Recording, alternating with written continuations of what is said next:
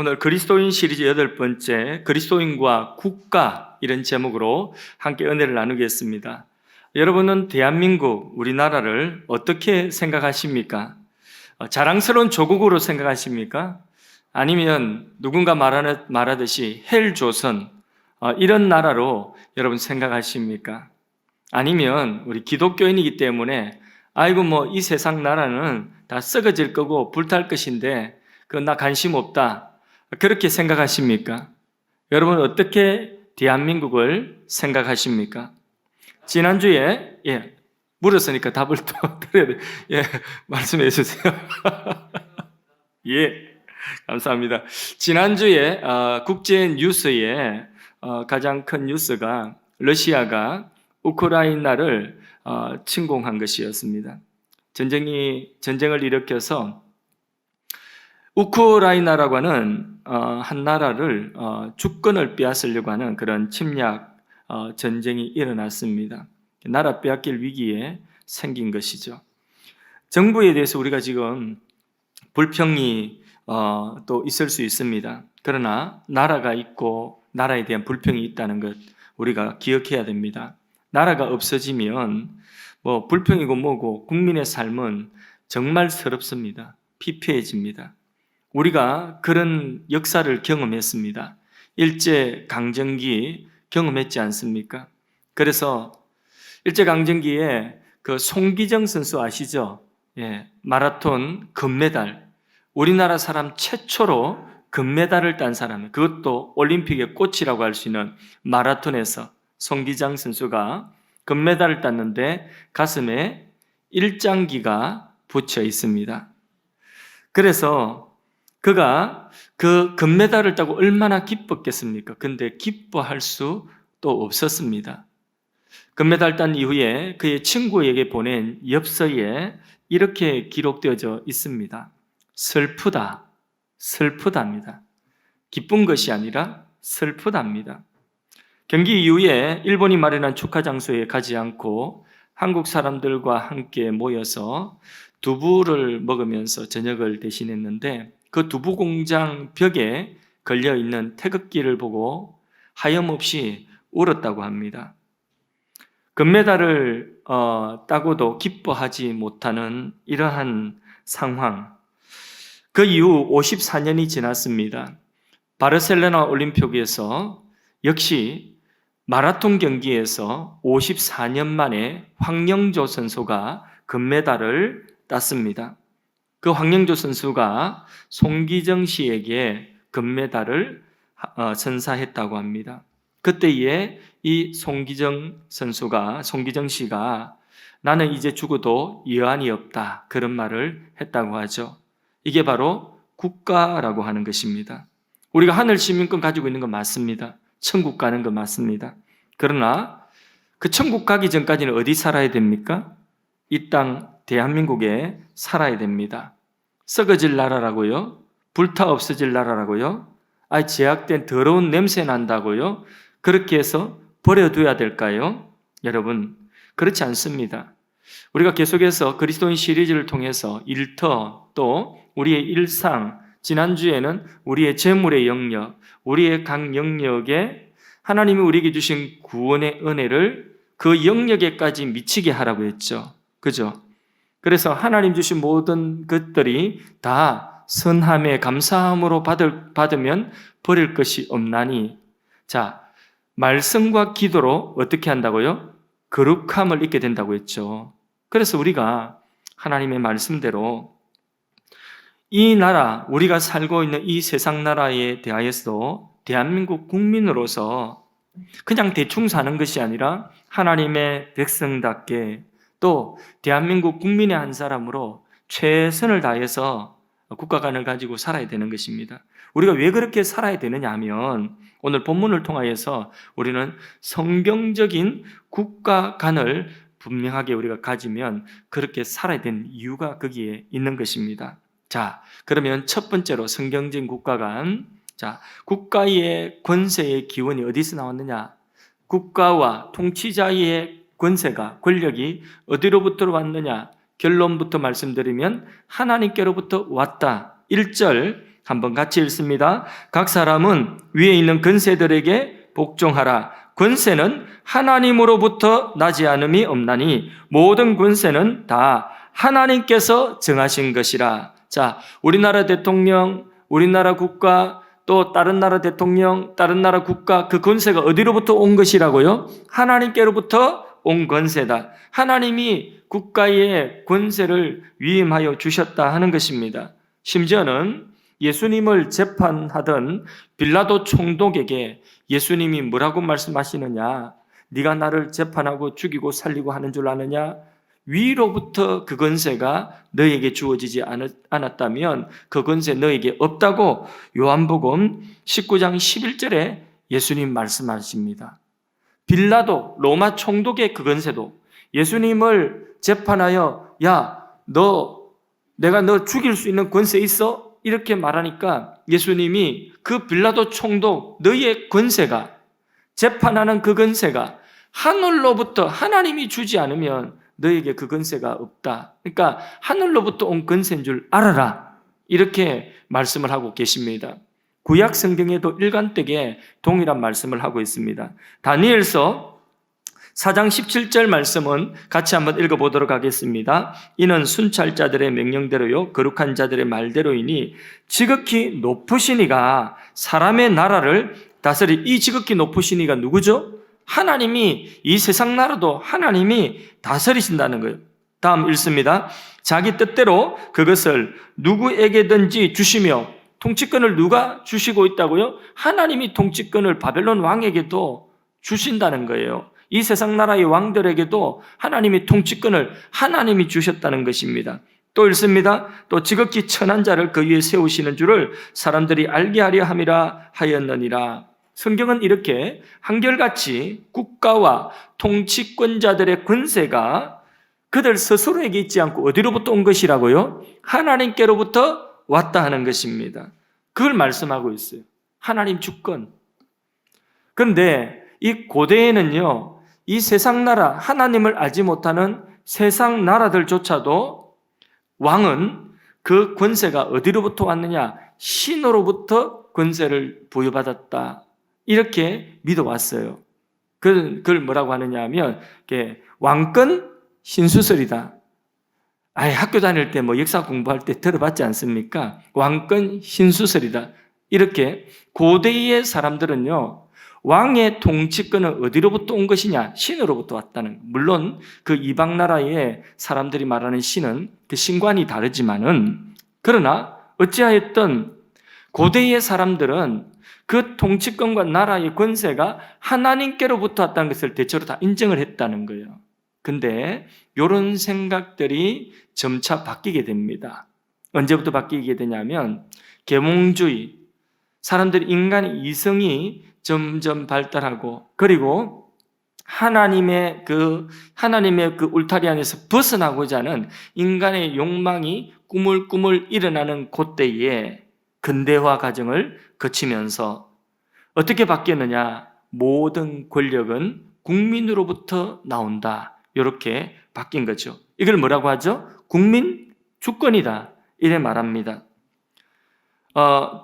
존 노크와 같은 또 루스 이런 사람들이 주장한 사회계약론이라는 거 혹시 들어보셨죠? 사회계약론 내용은 간단합니다. 인간은 사회적인 동물이라는 거예요. 함께 모여 살아야 되는데, 근데 문제는 뭐냐면 사람들이 한 사람 한 사람 개인의 욕망이 주체할 수 없다. 그 개인의 그 타락한 본성, 악함을 주체할 수가 없어서 내버려 두면 이 사회가 질서를 유지하지 못한다는 거예요. 그래서 사회 질서를 유지하기 위해서는 사람들의 개인적인 욕망을 통제할 수 있는 힘이 국가에 부여되어야 되는데, 그걸 국민들의 합의로 그 국가의 통치권자에게 그 힘을 부여한다. 그래서 국가는 사회의 그런 악을 제어하는 그런 역할을 해서 사회가 유지되도록 해야 한다. 결국은 뭐냐? 그 사회적인 계약이 대부분 투표권이죠. 투표를 통하여서 또 입헌군주제 이런 것도 있고, 그렇게 해서 통치자들에게 권한이 사회를 통제할 수 있는 그런 권한을 주었다는 거죠. 이걸 뭐라고 하느냐? 자, 그 권한이 어디로부터 나오느냐 하면 국민에게서부터 나왔다. 국민 주권이라는 거예요. 그런데 오늘 이 지구상에 존재하는 거의 대부분의 나라들이 다 국민 주권, 이것을 거의 이제 정설로 다 받아들이고 있습니다. 우리나라 헌법에도 그게 명시가 되어 있고요. 국민 주권. 그런데 우리가 잘 생각하면 이건 눈에 보이는 것이고 정말 성경적으로 영적으로 우리는 한 단계 더 나아가서 보면 정말 주권이 국민으로부터 나오는 것인가?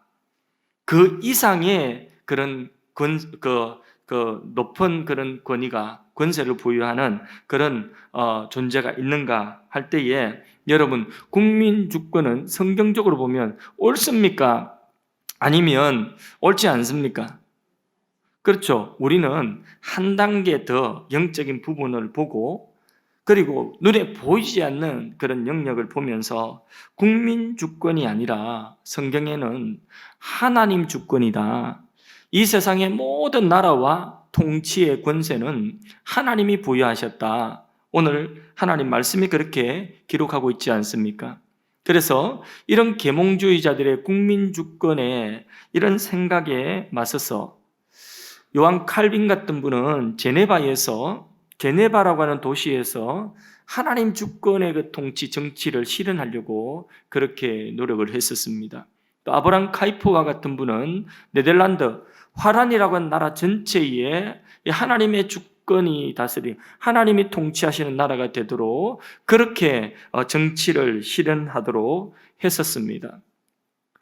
그래서 주장한 것이 뭐냐면 영역 주권이다 하는 그런 개념을 그런 사상을 이야기를 했는데 영역 주권은 뭐냐면 정치를 포함한 우리의 삶의 사회나 가정이나 모든 영역마다 하나님의 고유한 질서가 있다. 잘 보세요.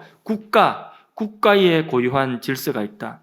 가정의 고유한 질서가 있다. 교회, 사회, 그 교회의 고유한 질서가 있다. 그 세 가지만 예를 들까요? 이렇게 각각의 영역에 고유한 질서가 있는데 그 질서를 유지하기 위해서 그 영역에 하나님이 하나님의 주권을 위임한 그런 가정이면 가장, 교회면 또 교회에, 또 국가면 국가에 이렇게 하나님의 주권을 그 영역을 유지하도록 위임해 주었다는 거죠. 그게 영역 주권이라는 거예요. 그럼 잘 들어보세요. 여러분, 자, 나라가 있고 또 가정이 있고 그리고 또 교회가 있다고 칩시다. 그러면 이 세 가지만 예를 들어 볼 때에 가장 큰 권세를 가지고 가장 힘이 센 그 기관이 어떤 기관일까요? 그렇죠. 국가죠. 그래서 영역 주권이라고 하는 것은 뭐냐 하면 국가가 그 힘세다고 국가가 크다고 가정과 사회, 특별히 교회에 대하여서 힘으로 이래라 저래라 하면 안 된다는 거예요. 왜? 가정은 가정의 고유에 하나님 지키고자 하시는 그런 질서가 있다는 거예요. 그 질서는 가정 자체에서 지키도록 해야 된다는 거예요. 교회는 교회 자체에 하나님이 고유한 그 기능을 주셨다는 거죠. 그 교회는 국가가 간섭하는 것이 아니라 교회 자체의 교회 법을 따라 성경의 법을 따라서 그렇게 움직여 나가야 된다는 거죠. 그 영역을 국가가 힘이 세다고 막 끼어 들어가지고 이래라 저래라 하면 안 된다는. 그럼 국가는 어떤 역할을 해야 되느냐? 그렇게 가정과 사회에 고유한 질서를 유지할 수 있도록 돕는 것이 국가의 역할이다. 이 역할을 위해서 하나님 국가에 권세를 주셨다는 것이죠. 그게 영역 주권이라고 하는 개념입니다. 비록 국민이 투표를 해가지고 뽑은 통치자라 할지라도 권세의 기원은 어디 있다고요? 하나님께 있다는 것입니다. 자, 이것을 바로 알면 독재 권력이 될 수가 없습니다. 이것을 인정하는 나라가 된다고 한다면 독재 권력을 용납할 수가 없습니다. 왜냐하면 그 권력 위에 누가 있죠? 하나님의 그 권세를 주신 하나님이 계시다는 거예요. 함부로 할 수 없다는 거죠. 또 국민 다수가 뽑아 주었기 때문에 이거는 국민의 뜻이다 이러면서 잘못된 법을 제정하고 잘못된 국가 경영을 해나가서도 안 된다는 것입니다. 그런데 국민 주권이다 이러면 이걸 막을 길이 없어요. 이것에 대하여서 거부할 길이 없다는 거죠. 이런 문제를 해결할 길이 없습니다.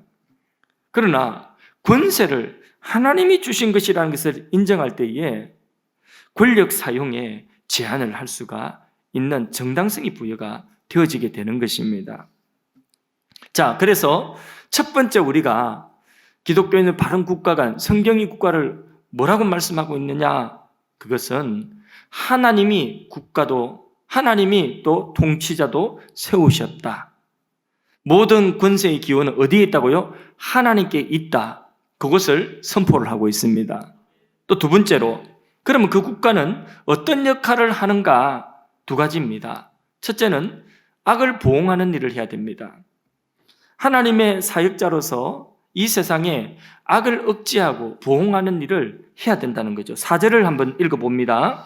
그는 하나님의 사역자가 되어 내게 선을 베푸는 자니라. 그러나 내가 악을 행하거든 두려워하라. 그가 공연히 칼을 가지지 아니하였으니 곧 하나님의 사역자가 되어 악을 행하는 자에게 진노하심을 따라 보응하는 자니라. 이 그는 누구일까요? 그는 국가고 권력입니다.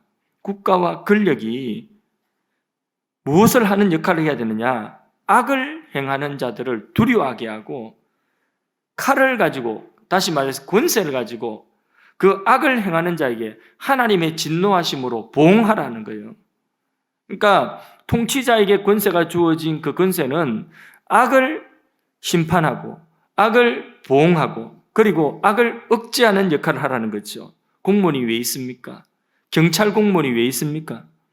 경찰 공무원은 그렇게 악한 자들을 잡아가지고 가두고 또 악한 자들을 벌하고 이렇게 해서 악한 자들이 득세하지 못하도록 그 악을 제어하는 일을 하라고 경찰 공무원이 있는 거예요.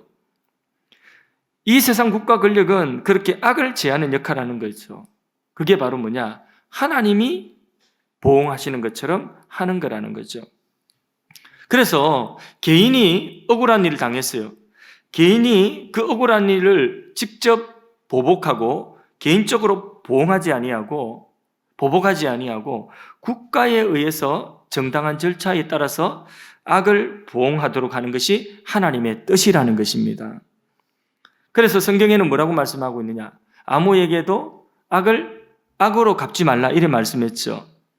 오늘 읽은 말씀 로마서 13장 바로 앞부분에 로마서 12장 19절 말씀도 한번 같이 읽어보겠습니다. 읽습니다. 내 사랑하는 자들아 너희가 친히 원수를 갚지 말고 하나님의 진노하심에 맡기라. 기록되었으니 원수 갚는 것이 내게 있으니 내가 갚으리라고 주께서 말씀하시니라. 그러니까 우리가 억울한 일 당하면 누가 대신 갚아준다는 거예요? 하나님 대신 갚아줄 거니까 니는 악으로 악을 갚지 말라는 거예요. 네가 친히 네 스스로 원수 갚지 말라는 거예요.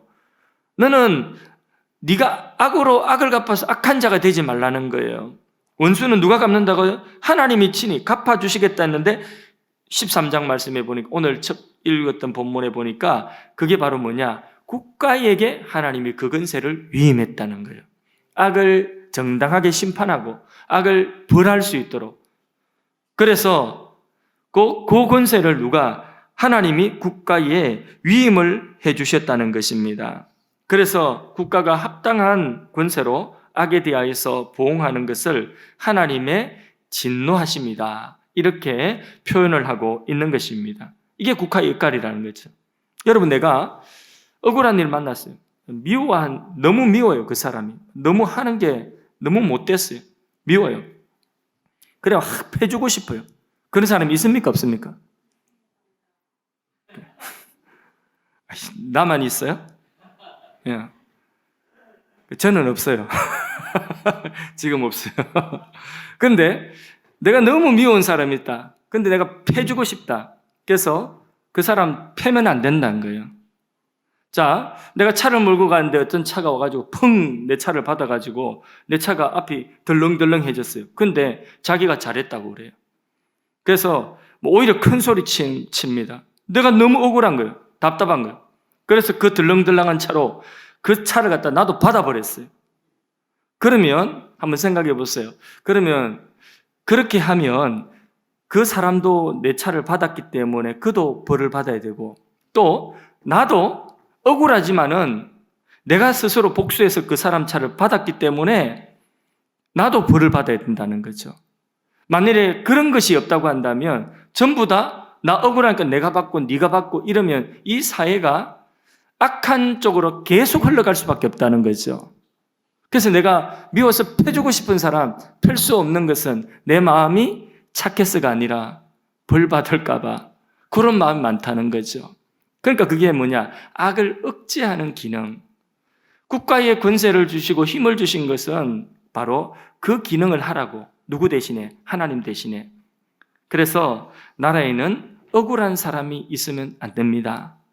억울한 사람이 없도록 하는, 거의 완벽하지는 않지만은 억울한 사람이 없도록 최선을 다해서 그 방향으로 가는 것이 무슨 역할이라고요? 국가의 역할이라고 하는 것입니다. 그래서 그렇지 아니하고 국가가 악을 장려합니다. 북한처럼 국가가 막 마약을 제조하고 그걸 몰래 팔도록 하고 검은 돈을 막 거두고 그러니까 악을 갖다가 장려하고 조장하고 만들어내는 거죠. 국가가. 또 국가가 내 편의 악은 눈 감거나 내로남불이라고 하죠. 악을 앞장서서 행하면 예를 들어서 지금 러시아의 푸틴 대통령이 침략 전쟁을 일으킨 것처럼 그렇게 한다고 한다면 그 통치자는 자격이 없는 것입니다. 그 정부는 자격이 없는 것입니다. 국가가 해야 되는 첫 번째 일은 악을 억제하는 일을 해야 됩니다. 그 일 하라고 하나님이 국가에 힘 주셨다는 거죠. 두 번째로 선을 격려하는 역할을 국가가 해야 됩니다. 3절을 한번 읽어봅니다. 3절을 읽습니다.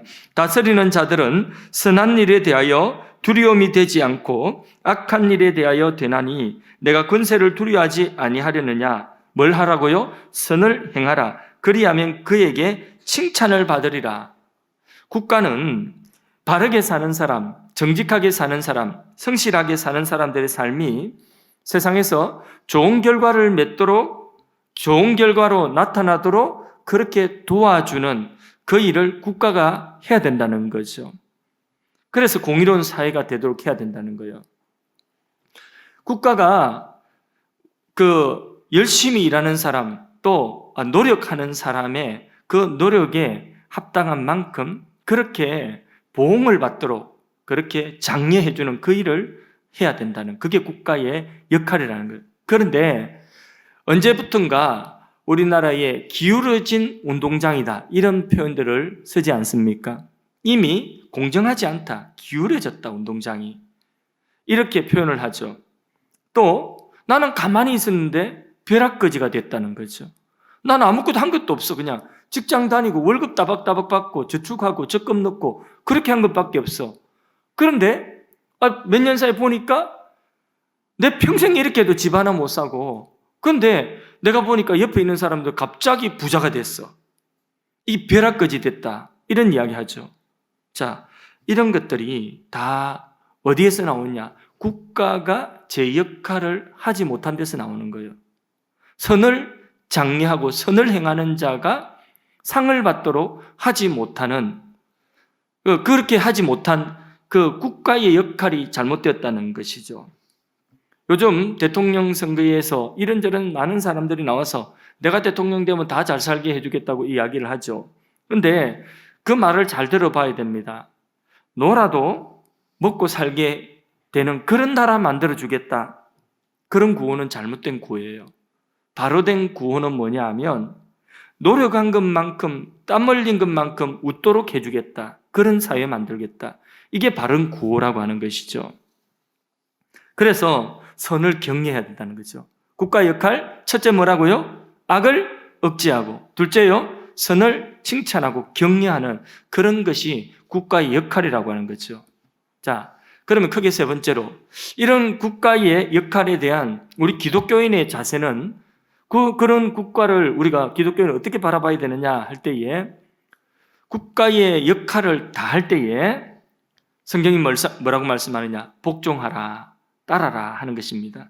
하나님의 일꾼으로 여기면서 잘 따라줘야 된다는 거죠. 그래서 1절에 각 사람은 위에 있는 권세들에게 복종하라 이래 말씀했고, 2절에 정당한 권세, 합법적인 권세를 거스르는 것은 곧 하나님의 명령을 거스르는, 왜? 하나님께로부터 권세를 받은 것이기 때문에 그 권세를 거스르는 것은 하나님의 명을 거스르는 것이다 이래 말씀하면서 잘 따라 주어라 합니다.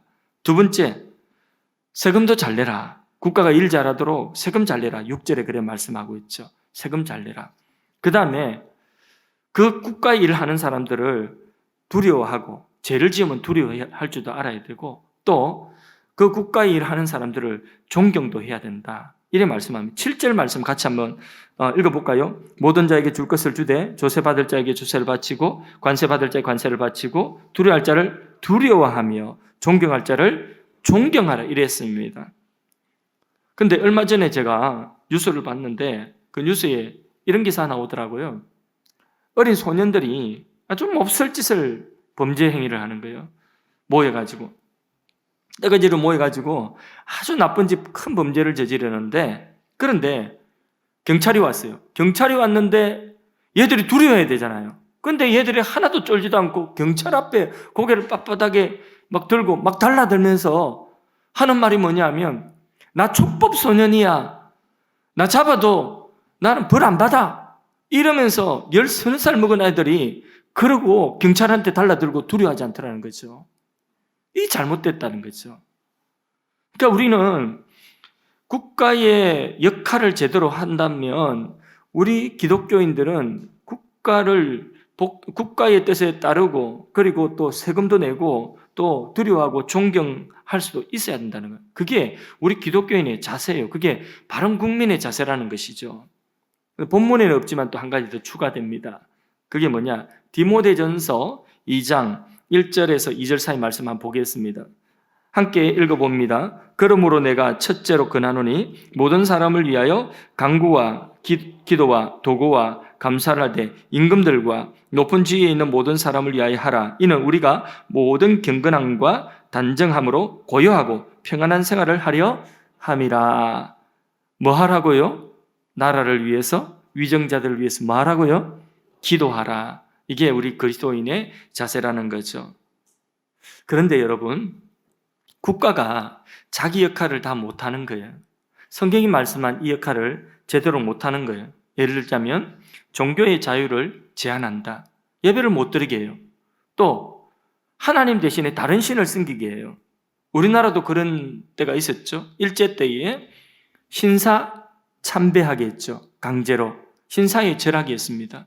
성경에 보면 다니엘 때에 그 신상에게 절하라고 했죠. 하나님 말고 다른 신상에게 절하라고 강요를 받았습니다. 무엇으로? 국가의 권력으로, 통치자의 힘으로 그렇게 하라고 할 때에, 그런 강요를 받을 때에, 또 공산주의 국가, 중국이나 북한이나 이런 나라에서는 예배를 금지하거나 예배를 이렇게 해야 된다고 제한하고 있습니다. 자, 그럴 때에 우리는 국가의 그 명령이나 국가의 그런 어떤 그 정책에 대해서 어떻게 해야 되죠? 거기에 대해서 어떻게 해야 되죠? 거기에 대해서는 저항해야 됩니다. 불복종해야 되는 것입니다. 사람들은 그런 일을 만났을 때에 당국자들에게, 국가를 향하여서도 당당하게 이야기해야 됩니다. 사도행전 5장에 보면 그 사도들이 복음을 전할 때에, 그때에 그 당국자들이 그걸 못하게 했어요. 전도 못하게 하는 거예요. 예수 이름 말하지 마라. 예수 이름 전하지 마라. 영국이나 이런 유럽의 여러 국가에서는 복음을 길거리에서 못 전합니다. 그걸 전하는 것을 불법으로 여깁니다. 혐오라고. 그렇게 불법으로 여기는 그런 전도를 못하게 하는 이런 상황이 올 때 우리는 그러면 어떻게 해야 됩니까? 저항해야 되는 거죠. 따를 수 없다고 해야 되는 거죠. 그래서 신사에 절하라고, 또 어디 다른 것에 절하라고, 아니면 예배는 국가가 정해가지고 이렇게 드리라고 이렇게 명령을 내렸다고 한다면, 그러면 그런 명령을 우리는 따를 수가 없습니다. 사도행전을 보면 사도들이 뭐라고 이야기하느냐 하면, 우리가 사람의 말을 들으랴, 하나님 말씀을 들으라. 사람의 말을 듣는 것보다 하나님의 말씀을 듣는 것이 마땅하니라 이러면서 예수 이름으로 계속해서 전했습니다. 그렇게 저항을 해야 되는 거죠. 또 국가가 절대 권력을 행사하려고 할 때에 잘못된 또 다른 명령을 내릴 때에 역시 불복종해야 됩니다. 성경에 보면 이 바로가 출애굽기에 보면 그 히브리 그 여인들이 아기를 낳을 때에 산파에게 명령했습니다. 히브리 아기 낳으면서 거기에 사내 아이, 남자아이 낳으면 다 죽여라. 산파들에게 그런 명령을 했어요. 왕이 엄한 명령을 할 때에 히브리 산파 부하와 십보라는 그 명령 따르지 않습니다. 거부하고 히브리의 남자아이들을 다 살려줍니다. 그렇게 해야 된다는 거예요. 그게 우리 그리스도인들의 모습이라고 하는 거죠. 그러면 남의 나라를 탱크 가지고 들어가고 비행기 몰고 들어가가지고 폭탄 터뜨리고 남의 나라 침략하고 남의 나라 주권을 빼앗으려고 할 때에 그때에 그 나라 국민들은 어떻게 해야 됩니까? 아니 그 나라 그 우크라이나 말고 러시아 국민들은 어떻게 해야 됩니까? 자기들 손으로 투표가 대통령 뽑았잖아요. 그럼 어떻게 해야 됩니까? 저항해야 되는 거예요. 그는 잘못된 것이라고 러시아 사람들이 나와서 저항해야 돼요.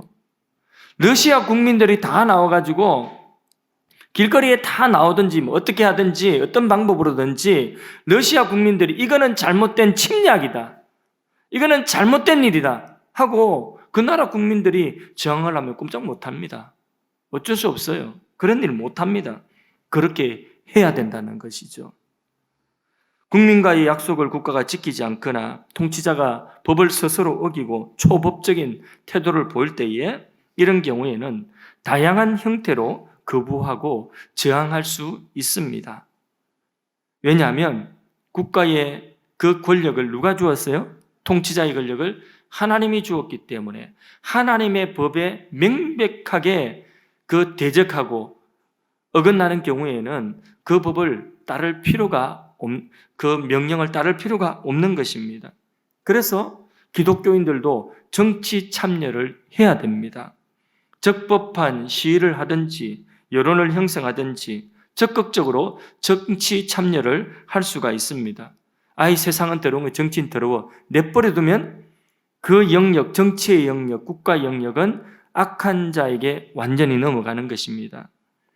그래서 정치 참여해야 돼요. 할 수 있는 대로. 그런데 주의할 것이 있습니다. 정치 참여를 하되 교회가 아니라 교회의 이름으로 하는 것이 아니라 개인이 한 사람의 시민으로서 국민으로서 자신의 신앙과 양심을 따라서 정치 참여를 하는 것입니다. 그렇게 의사표시를 분명하게 하고 거부할 것은 거부해야 되는 것입니다. 그렇지 않고 교회가 교회의 이름으로 그 일을 하면 그게 영역 주권 이야기했죠. 그러면 안 된다는 거죠. 우리 그리스도인들이 그 일을 해야 된다는 거죠. 이것은 하나님의 주권이 국가보다도 통치자보다도 더 우선되기 때문에 바로 이런 하나님 주권이라고는 이 믿음 때문에 우리가 그렇게 할 수 있는 것입니다. 하나님의 주권을 인정해야만 국가가 잘못하는 것, 통치자가 잘못하는 것을 바로잡을 수 있는 근거, 정당성이 거기 부여가 되어지는 것입니다. 국가가 국민을 기만하여서 절대 권력을 행사하지 못하도록 해야 되는 거죠. 또 국민 다수의 뜻이라도 하나님의 뜻과 하나님이 만드신 도덕법, 이 자연법, 하나님이 정한 그 정의에 어긋날 수 있습니다. 예를 들어서 동성애나 낙태, 안락사, 이런 건 살인 아닙니까? 그런데 이런 것들을 합법화하는 법을 제정하려고 할 때에 그때에 하나님의 주권을 우리는 인정하기 때문에 그런 법 제정이나 악한 명령에 단호하게 거부할 수 있어야 되는 것입니다. 하나님의 창조 질서를 허물고 하나님의 법을 대적하는 법 제정을 하는 사람이나 정권을 정당한 방법으로 우리는 거부할 수 있어야 됩니다. 가장 정당한 방법, 가장 기본적인 방법, 가장 중요한 수단이 뭘까요? 그렇죠. 바로 투표하는 것이죠. 투표권을 행사하는 것입니다. 물론 내가 능력이 되면 내가 그 선거에 나갈 수도 있는 거죠. 그죠? 내가 잘해보겠다고 나갈 수 있는 거예요.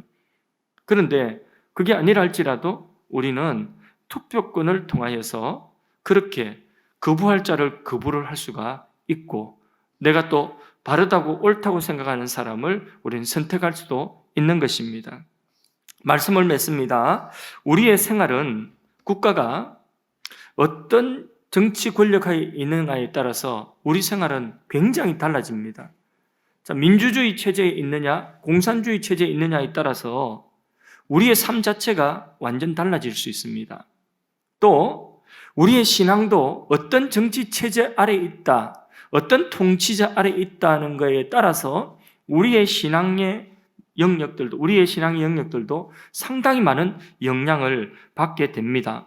그렇기 때문에 우리는 정치의 영역을 무시해서도 안 됩니다.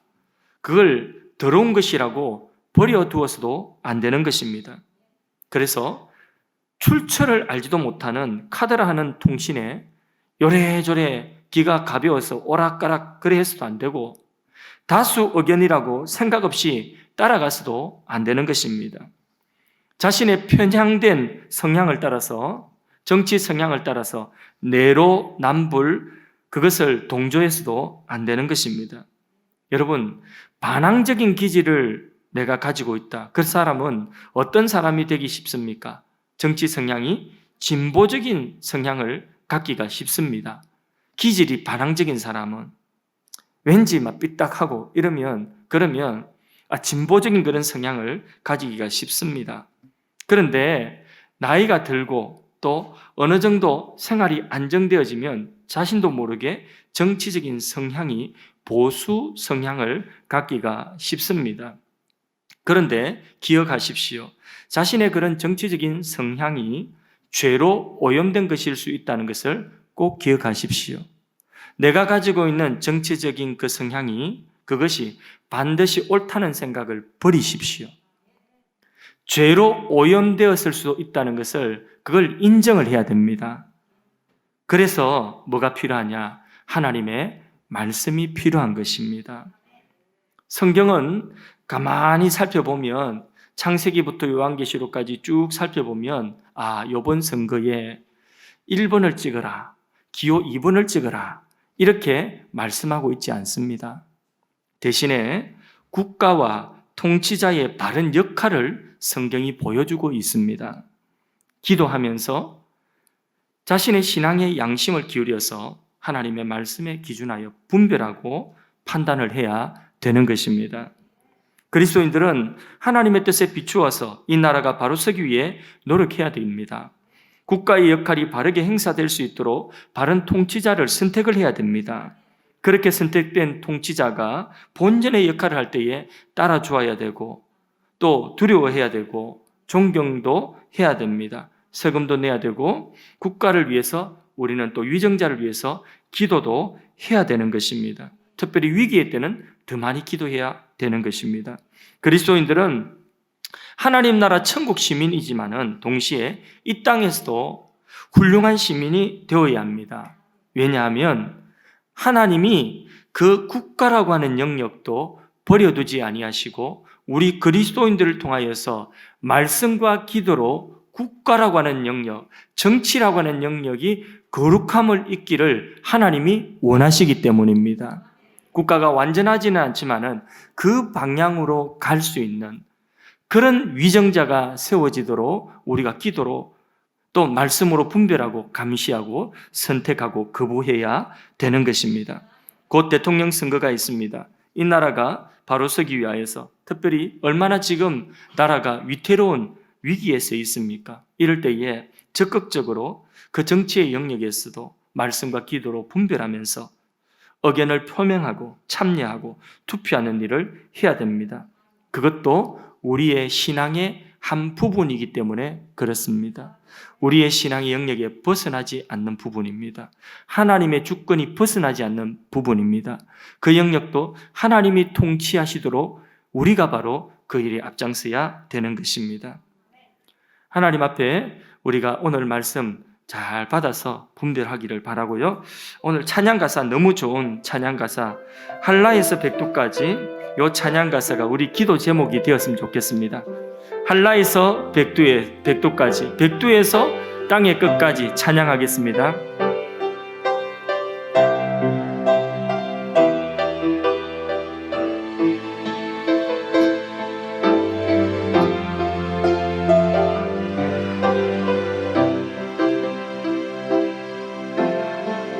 이 땅의 동과 서남과 북 가득한 죄야 용서하소서. 모든 우상들은 무너지고 주님만 높이는 나라 되게 하소서. 이 땅에 지친 모든 영혼 주 예수 사랑 알게 하소서. 저들의 아픔과 눈물 씻는 주님의 보혈 이 땅 치유하소서. 성령의 새바람 이 땅에 불어오소서. 주의 영 그 생기로 우리를 다시 살리사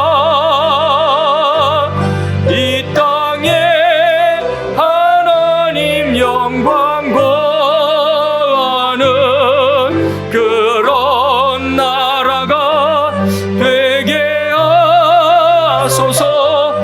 열방에 하나님 영광 비추는 그런 나라가 되게 하소서.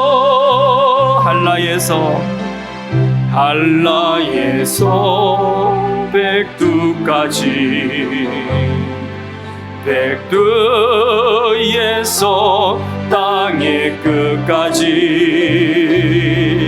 주님 모실 길을 예비하며 주님만 섬기는 나라 되게 하소서.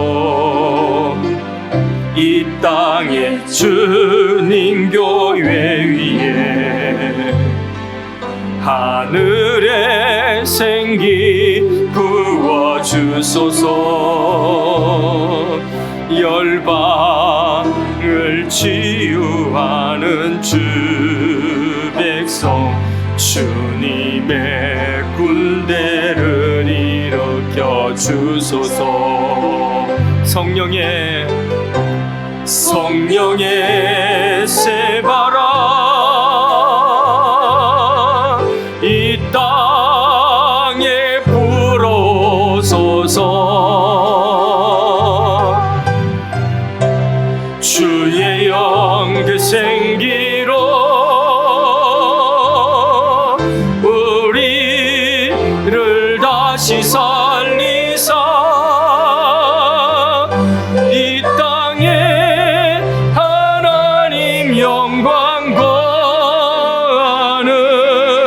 그런 나라가 되게 하소서.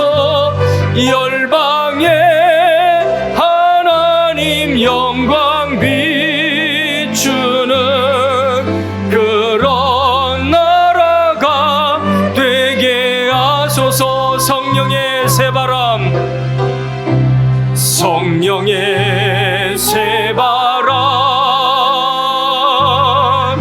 이 땅에 불어오소서. 주의 영 그 생기로